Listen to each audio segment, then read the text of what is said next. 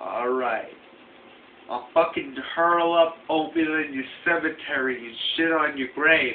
I'll make the fucking entire human race my fucking bitch-ass slaves. I don't give a fuck who you is.